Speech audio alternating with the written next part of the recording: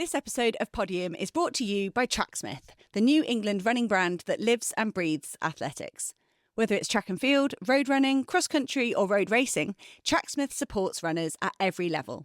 From club events to aspiring pros through the amateur support programme, helping athletes reach their elite dreams or run their personal bests. We think you'll love Tracksmith's clothing and footwear range. It looks great, it's built beautifully, and it helps you perform to your best too. Listeners to this podcast can get 20% off their first Tracksmith purchase with the code PODIUM20, all in caps, all one word. That's PODIUM20 at checkout. The info's also in the show notes, so go check it out. Podium is proud to be sponsored by Maurten, which is right at the forefront of innovation when it comes to sport fueling. And it is, of course, that time of year again, road race season. We've got 4 marathon majors between late summer and the end of the year, and some big events elsewhere too. And to help you along the way, Maurten's new improved drink mix should be one of your go-tos. There's 3 versions, and if you've tried it before, well, give it another go, because the mix is now less thick, so easier to drink. It dissolves quicker too, and you don't need to worry as much anymore about its hard water tolerance. Podium listeners can get 15% off as well. It's a one-off code. Just head to maurten.com and enter the code PODIUM15 at checkout. It's valid on all items apart from bicarb, and all the details you need are also in our show notes.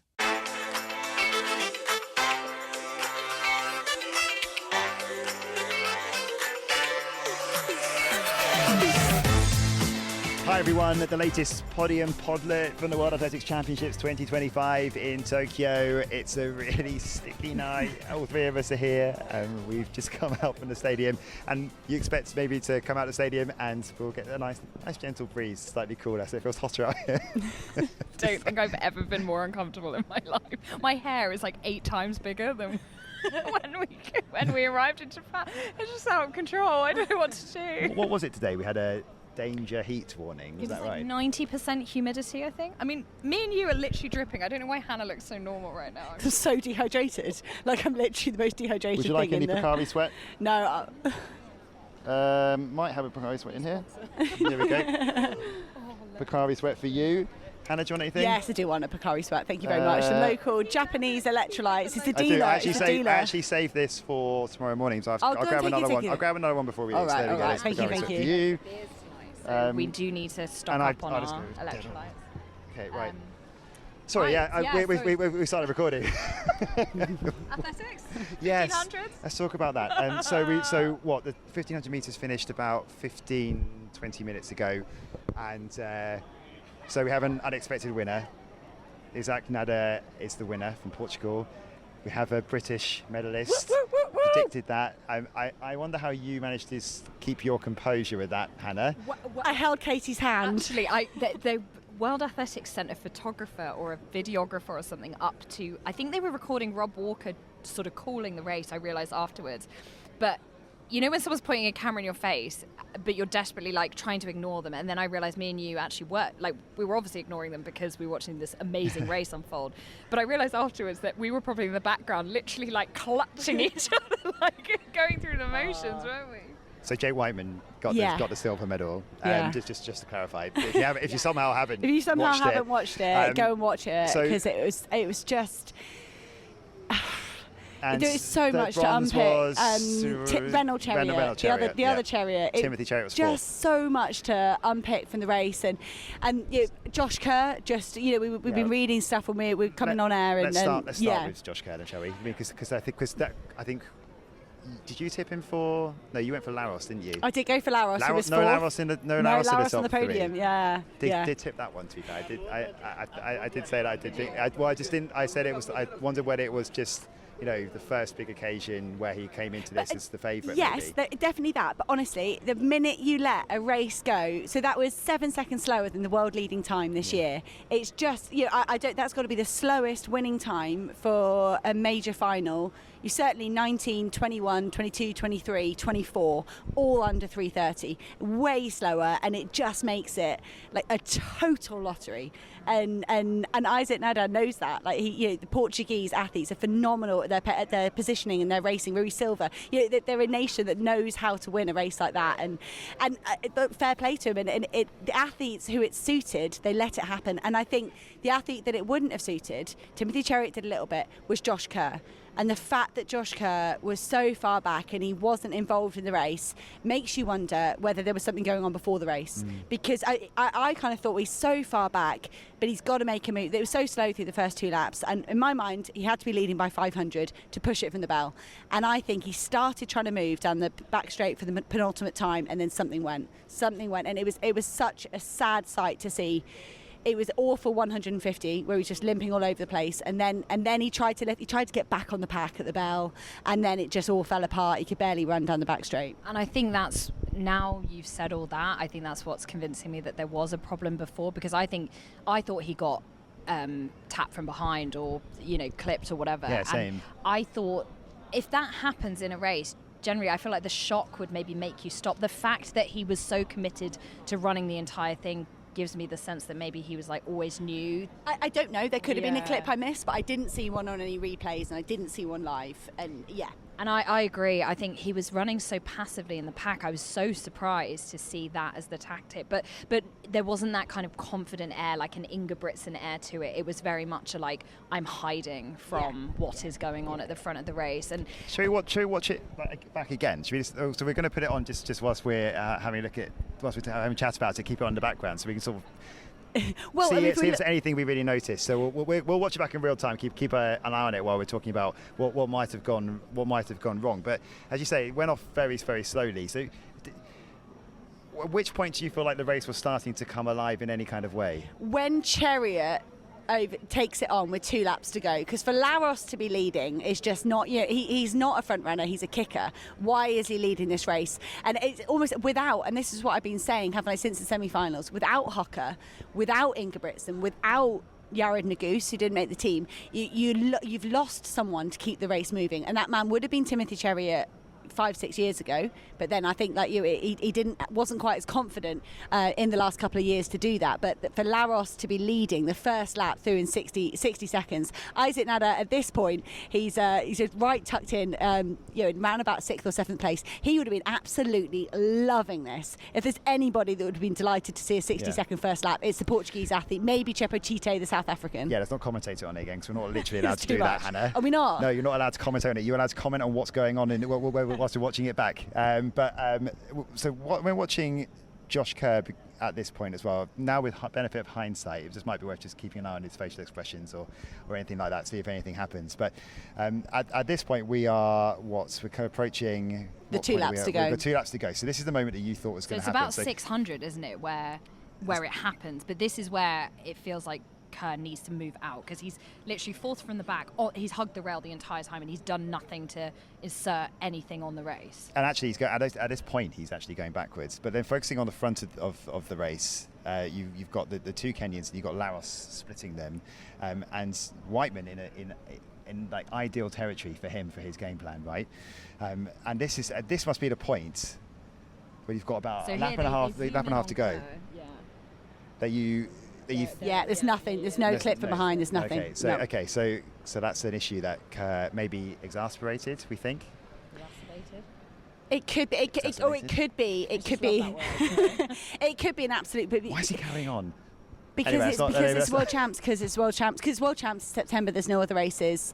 You're the defending champion. That's why you carry on. So that clip is with about 500 metres to go. Did you guys find it amazing? The warm reception he got. I was so amazing. He got the biggest sort of roar of the night, and I think what breaks my heart here is that, like, the way he trains, he doesn't compete that much before big champs, does he? He goes all in on, like, head down. I come out and I perform, like, just to see that now. They're down the back straight for the last time. You've got 25 metres off. So with 250 metres to go, you've got the two Kenyans, you've got Laros and you've got Jake Whiteman at this point, and then Whiteman goes to the front. And then are you starting to really start to believe here, Hannah? I'm just thinking, Jake Whiteman, this is exactly what he did in 2022, and then he couldn't defend his title in 2023. He couldn't make the Olympic Games. He hasn't been doing that many races. He hasn't been doing that well. Food poisoning ruined the British champs. What do? You take on the World Championship final with 200 metres to go, and it was brilliant positioning and decisioning from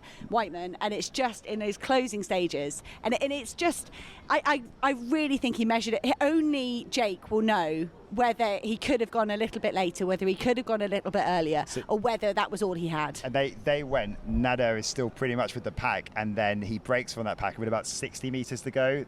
That's when he starts the charge. It's just an incredible finish from the Portuguese. We haven't talked enough about the actual winner. I mean, what an amazing finish that was. He's a phenomenal. He won the Oslo Dream Mile with a kick like that. And he's kicked like that indoors. Nada is a phenomenal kicker. I wrote down on my notes, if it's outside 3:34, Chepachite, Isaac Nada, you never know what's going to happen. And I love championship races. Yeah, I love championship races when they go like that. Do you think Jake, do you think he went slightly early? I just, with Laros on his shoulder, I was so impressed that he stayed away from him, but did he just leave the perfection of how he did it against Ingebrigtsen in Eugene? Like, do you just leave it 10 more metres? Well, what it is it's similar to Josh Kerr in Paris. Josh Kerr ran the best last 250 to beat Jakob Ingebrigtsen because everything's telling you he's the favourite.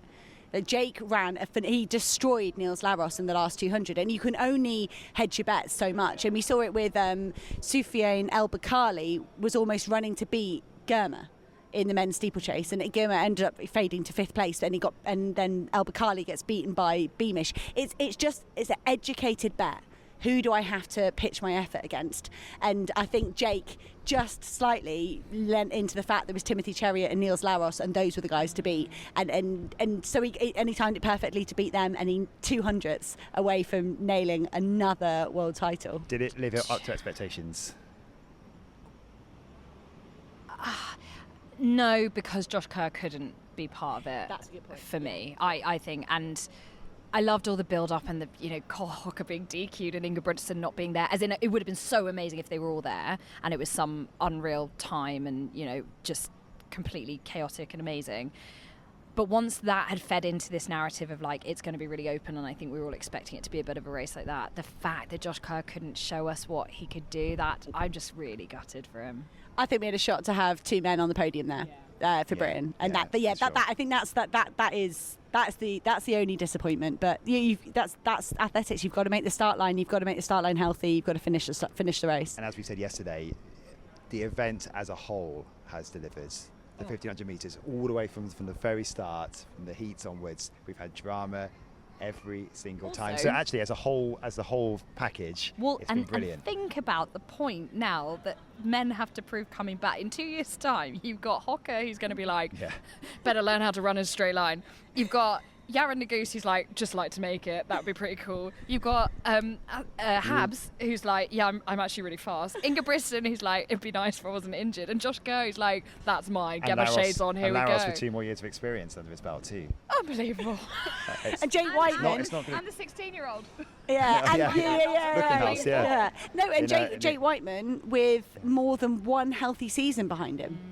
This guy, he's got so many. He's just got it's not even just small little holes in his training, big chasms in his training, and he's just pulled off a silver medal.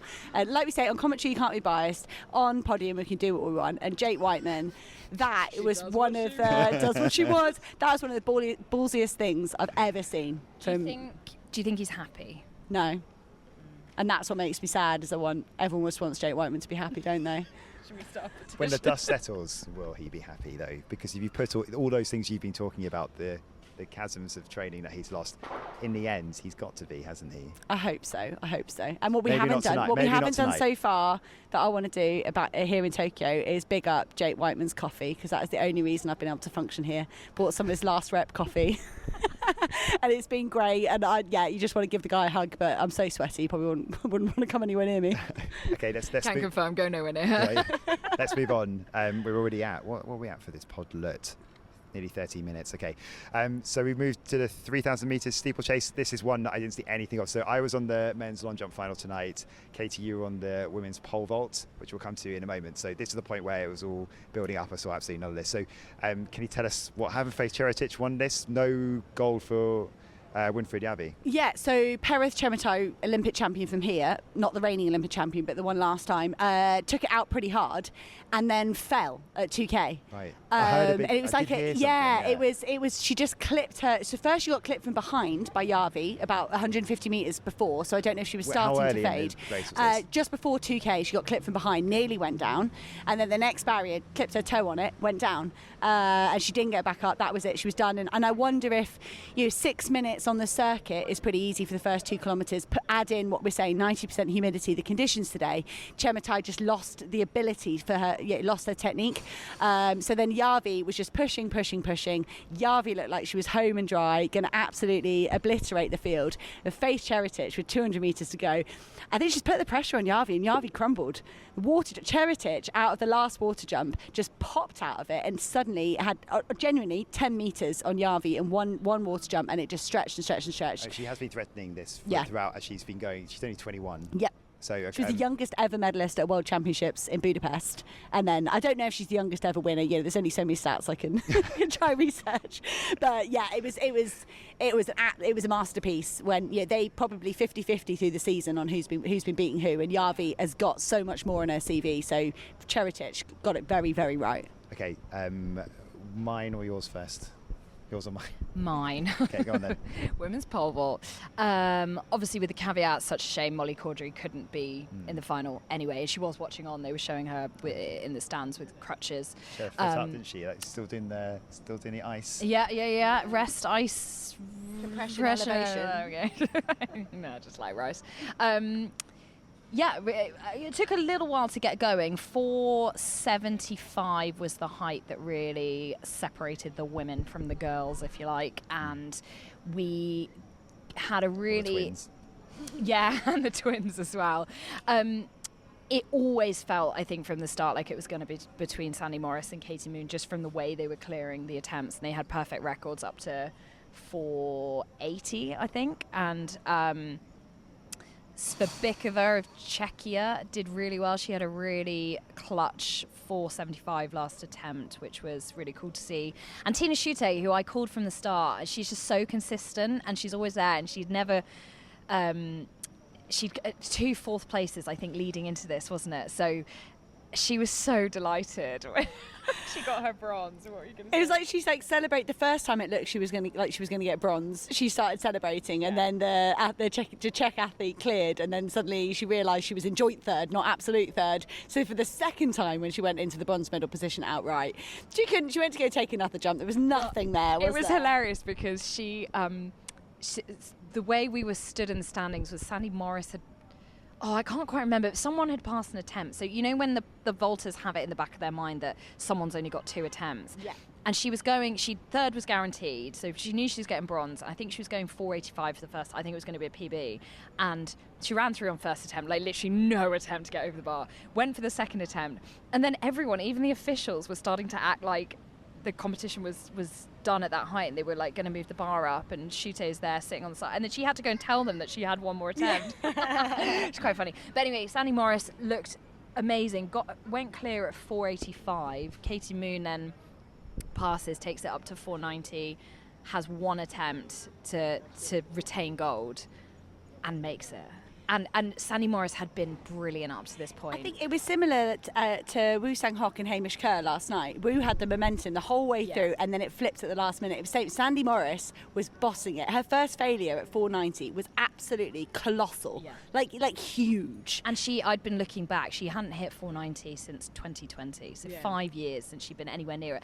And I just think if she had made that first clearance, like you say, that was the one. That was the problem. It was kind of amusing. She was almost smiling, oh, I know I can do it. It's frustrating or whatever. And I was saying that, then the second Katie Moon gets this, then suddenly you're like, oh, yeah, that's not slightly amusing that I was close, it's devastating. Yeah, and so Katie Moon gets it because that's what Katie Moon does. Then she does go for a 5:01 to try and equal the championship record, and does a shoot A and just completely is like, absolutely. She kind of smirks at her coach like, well, I had to give it a go, didn't I? So she had heat stroke. She's like, oh yeah, just check out it's 5:01, have a go. Away. Because I said on commentary, bar's at 4:95. No, it isn't. It's a 5:01. When did that happen? But yeah, I think another example of Katie Moon just being such a championship pressure moment performer. That is now 3 golds in a row. Even Yelena Isinbayeva didn't manage that. For Sandy Morris, 4th silver. I think this has been a bit of a renaissance year for her, and I'm really pleased. And she I think will hopefully look back and see so many positives. And she was so close to 490 again. I couldn't believe it. But yeah, that must be heartbreaking. What do you, 4 silvers? Oh. Anyway, over to you, Rich. Maybe a changing of the guard in the men's long jump. Ooh. Earlier in the podcast series, previously on Podium Athletics, I think one of our first podcasts talked about whether Tentoglou, this was going to be the year. I know, they and I started was to like, slide. you can all shut up. Tentoglu's fine. Yeah, and well, today he looks. What happened let's to wait him? and see what happens with the quotes. But he didn't look right from the start. He didn't break 8 meters today. He was like that World Indoors a bit as well. Well, he'd just come off of illness then because Yeah. he skipped the European indoors. He couldn't go. He always looks a bit ill, doesn't he? He didn't look good anyway in the European indoor season. Then he got ill, and then he obviously was still recovering from that when he went to Nanjing. And none of the athletes stayed there very long. Not like here, where they've come to Japan, had a proper holding camp, and then gone into competition. Everyone was flying straight into China, competing, and off the back of feeling a bit rotten. You know, you're not going to. That's you know that you can write that off. Looked like he was starting to return to form in June when he did jump the world lead. And then since then he's tailed off again. So he came into the championships having not cleared 8 meters before here, but then went above that in qualification. So maybe he was back okay. But yeah, it didn't look right at all. He dropped out. So he didn't go past the halfway stage. So he was out after 3 attempts. Big shock. Leading from the start was Sejai Gale, and he put down at 8:33 straight away. And this guy just knows how to perform at championships, it seems, when he gets to the final. He didn't get through qualification in Paris. Obviously, it looked like he was closing in on a second world title in his first since Doha. He was having a little bit of battle with Shi Yu Hao, who's got a great story himself. And I know it's quite hard to get good stories out of Chinese athletes because we don't actually know a lot about them.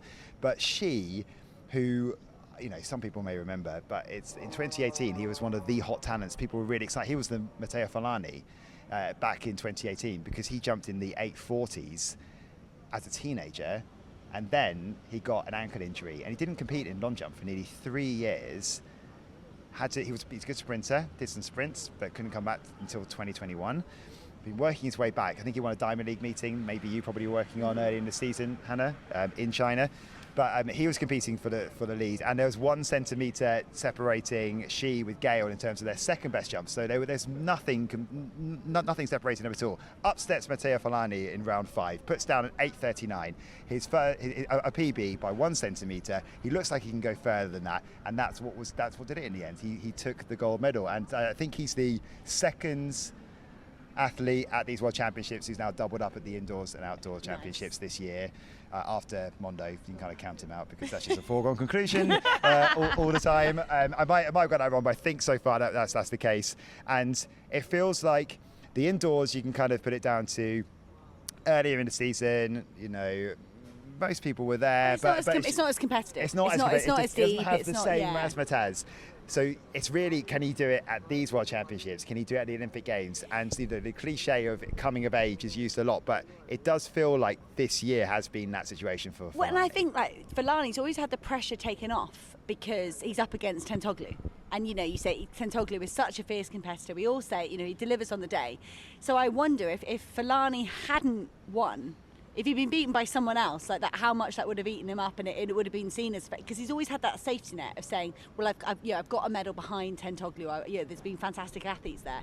But I think I loved it. Was it one of his early fouls was absolutely massive. So I when I saw that foul early on, I thought if he can catch it here, if he can get it right, he's going to be the winner. And to see his mum telling him to put his bib back on, I love that. His mum was like, he tore his number off and he was giving it the big way, and his mum said, all right, put that back on now. Yeah, he actually, because he jumped a fairly good attempt in his second attempt, and that took the pressure off in terms of him. He knew he had the rest of the series to actually get all the way through, and that's when he was just throwing everything at it, and he was gradually getting better, and I think that kind of helped him. He did settle down, and then because Gale had gone bigger earlier on, he just knew he knew what he had to do. He just had to do the best he possibly could, literally throw everything at it, because otherwise he was not going to get anywhere. So that's how the long jump went. We are already over what we usually do for Podlet. So let's just, was there anything else to wrap up from the heats and the 200 metre heats? Two heats, 200 heats, not an awful lot. I'm probably all the Brits through. All the Brits through. It was the American Gregory eased up on the line and got pipped. He was third at the US trials, like pretty quick on I think 19.8. Yeah, he really messed up. He did a Sharika Jackson in Tokyo. Yeah, he's not in. That was probably the only shock. All the Brits there. Were in the women's event. Yeah, Toby Harris didn't go through. Zarnell Hughes looked. That was probably the best I think Zarnell Hughes has looked all season. Yeah, up against Noah, wasn't he? Yeah. No, he looked good. There was a lot of looking around though, wasn't there? Yeah. Gianna Woodruff was probably the big message in the women's 4 hurdle. She knocked like a second off her South American record. Like that was really good, and that's an old. She's had a rough couple of years. Alison Dos Santos smashed the second hurdle, so he looked a bit ordinary, but I'm fairly sure it's because of that second hurdle that knocked so much out of him. But Varholm, I cannot decide whether he's having an awful week or whether he's conserving every single bit of energy to go for a world record in the final. Because he eased down over the line and got pipped for second. So he could get lane one. And then you're not going to run fast. I just can't decide whether it's a master plan or whether he's just not right this week. What do you think, Katie, with your slightly blinkered eyes for Karsten Varholm? I just love Karsten so much. We lost Katie. She's in a daydream about Karsten Varholm. How do you guys know this about me? I actually was quite pleased with what I saw from him today. I thought he looked a lot better, and I think your reading of his first round where you were like, oh no, he did a sort of weird 200 push and then like eased off, and I was a bit worried. And then today, that's what I felt he did. I thought he did a big 300 and then didn't really need to do anything in the last bit. But I only felt that until I watched Rai Benjamin. It's like, oh my God. Like, he's giving me Sydney energy at the moment of like just that easy speed. Like, he was in Dos Santos's semi, wasn't he? And just like the difference. I hadn't seen him clip the hurdle though, so I didn't realise that context. But I think Rai Benjamin has to be the favourite, surely. Talking Sydney vibes, that's tomorrow. So excited for this. 400 metre final tomorrow. Let's just, rather than going through like a full prediction of it, just give me a top. Let's all do a top 3. Just a top 3, okay? So who wants to go first? Hannah? McLaughlin, Lafone, Nasser, Paulino. I'm going to go McLaughlin, Lafone.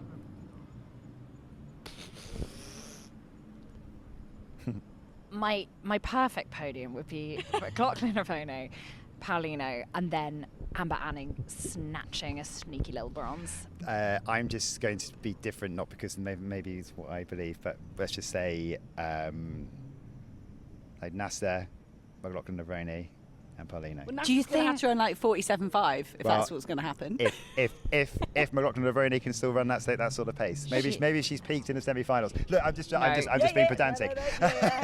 Look, we have seen surprises throughout these World Championships. Who knows what's going to come next? I know I'm the big believer in this, but I just wonder sometimes those guys, they're so focused on each other, they like wipe each other out, and Amber Anning just comes on in. Well, that's going to be tomorrow, and we might have something special up our sleeves tomorrow night, which we're not going to say right now, just in case it doesn't happen.